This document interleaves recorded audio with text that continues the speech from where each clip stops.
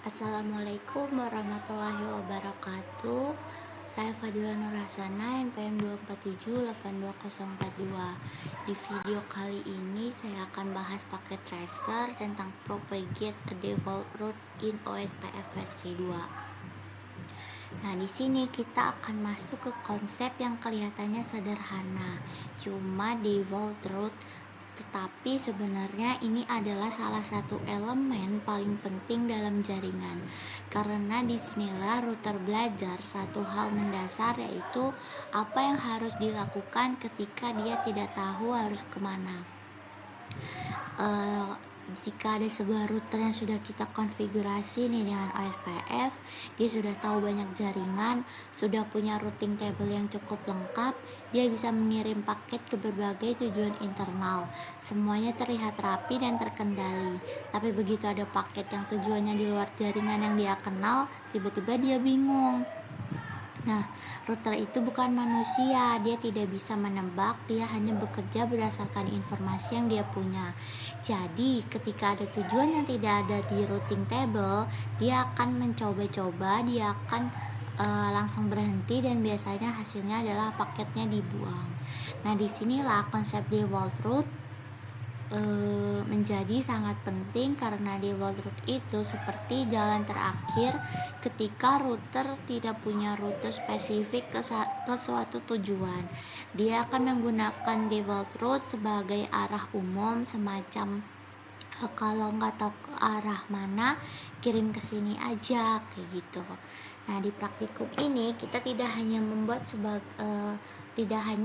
default root, tapi juga menyebarkannya ke seluruh jaringan menggunakan SPF. Jadi bukan hanya satu router yang tahu jalan keluar, tapi semua router dalam jaringan ikut tahu kemana harus mengirim paket yang tidak dikenal. Nah, di kondisi awal di mana PC1, PC2, dan PC3 ini mencoba melakukan ping ke sebuah web server dengan alamat 64.112. Nah, masuk ke sini yang secara logika berada di luar jaringan internal yang sudah kita bangun. Nah, ketika ping dilakukan, hasilnya gagal, dan ini bukan karena jaringan internal rusak, bukan karena kabel putus, tapi karena router tidak punya informasi tentang web server ini dan tentang bagaimana cara mencapai jaringan ke sini, ke web server ini. Nah, kalau kita perhatikan pesan yang muncul, biasanya akan ada indikasi seperti destination unreachable, yang menunjukkan bahwa router tidak tahu kemana harus mengirim paket tersebut. Nah, di titik ini kita mulai melihat bahwa masalahnya bukan hanya pada koneksi, tapi pada pengetahuan si router. Dia tidak tahu jalannya, jadi dia tidak bisa mengantar paket ke tujuan, yaitu ke web server. Nah, kalau kita cek routing table di masing-masing router, kita akan melihat bahwa tidak ada entry untuk jaringan luar, tidak ada gateway of last resort, tidak ada default route, dan ini adalah tanda jelas kenapa ping tidak berhasil. Nah, jadi langkah berikutnya adalah memberikan petunjuk ke router, khususnya itu router 2 yang dalam topologi ini itu berperan sebagai pintu keluar menuju internet. Router 2 ini berarti ya ketutupan. Nah, dalam hal ini serial 010 yang menjadi jalur menuju internet. Nah, dengan konfigurasi ini router 2 sekarang tahu bahwa setiap paket yang tidak dikenali harus dikirim melalui interface tersebut. Ini seperti memberi router 2 itu sebuah arah umum untuk semua tujuan yang tidak spesifik. Tapi di sini ada satu hal penting, hanya karena router 2 tahu jalan keluar bukan berarti router lain otomatis tahu.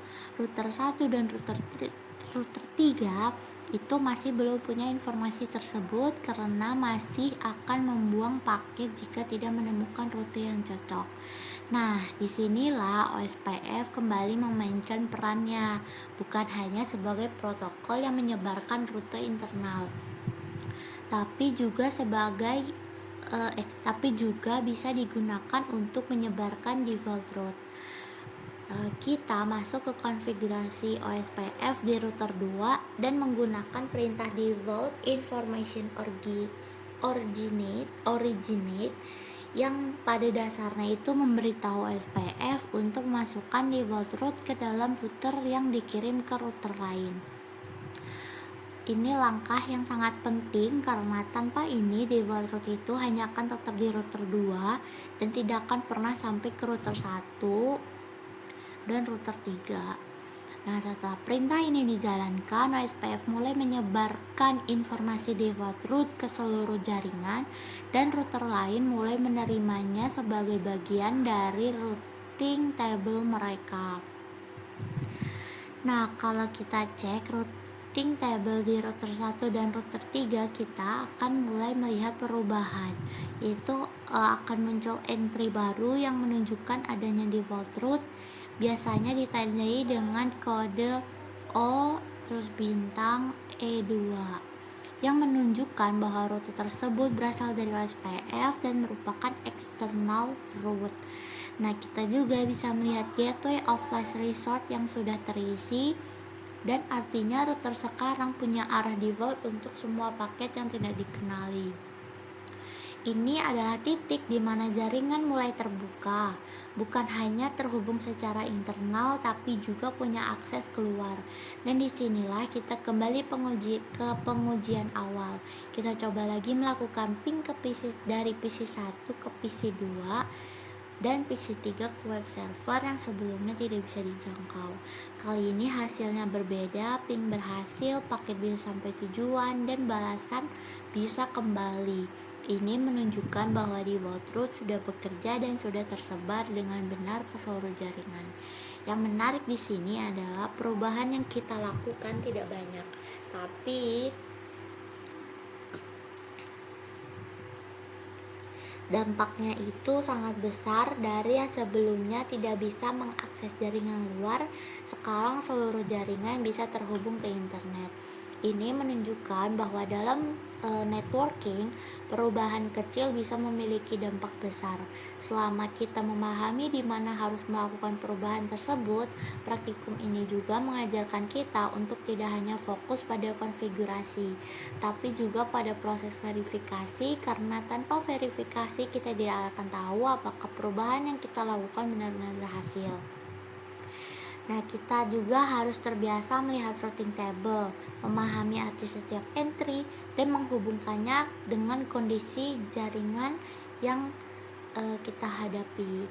Selain itu, kita juga belajar bahwa SPF tidak hanya bekerja untuk jaringan internal, tapi juga bisa digunakan untuk mengelola bagaimana jaringan berinteraksi dengan dunia luar. Default route sebagai jembatan antara jaringan lokal dan internet, dan OSPF menjadi alat untuk menyebarkan informasi tersebut secara efisien. Di balik semua ini ada satu pola yang mulai terlihat, bahwa networking bukan hanya soal menghubungkan perangkat, tapi tentang bagaimana mengatur aliran informasi, bagaimana memastikan setiap perangkat tahu apa yang harus dilakukan dalam setiap situasi. Ketika router tahu rute spesifik, dia akan menggunakannya, tapi ketika dia tidak tahu, dia tidak panik, dia menggunakan default route dan tetap bisa mengirim paket ke arah yang benar. Ini adalah bentuk sederhana dari sistem yang robust yang tetap bisa berjalan bahkan ketika tidak semua informasi tersedia. Dan disinilah kita mulai melihat bahwa konsep-konsep seperti ini, walaupun terlihat sederhana, sebenarnya adalah fondasi dari jaringan yang besar dan kompleks.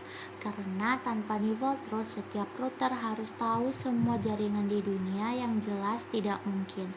Tapi dengan default route, kita bisa menyederhanakan semuanya. Cukup tahu kemana harus mengirim ketika tidak tahu. Nah, praktikum ini mungkin terlihat singkat di instruksi, tapi konsep yang dibawa sangat dalam, dan ketika kita benar-benar memahaminya, kita mulai melihat jaringan bukan sebagai kumpulan perangkat, tetapi sebagai sistem yang terorganisir dengan logika yang jelas. Dan ketika kita sampai di titik ini, kita tidak lagi sekedar mengikuti langkah praktikum, tapi mulai memahami langkah kenapa itu dilakukan dan apa dampaknya terhadap keseluruhan jaringan. Baik, itu saja yang dapat saya sampaikan. Saya akhiri. Wassalamualaikum warahmatullahi wabarakatuh.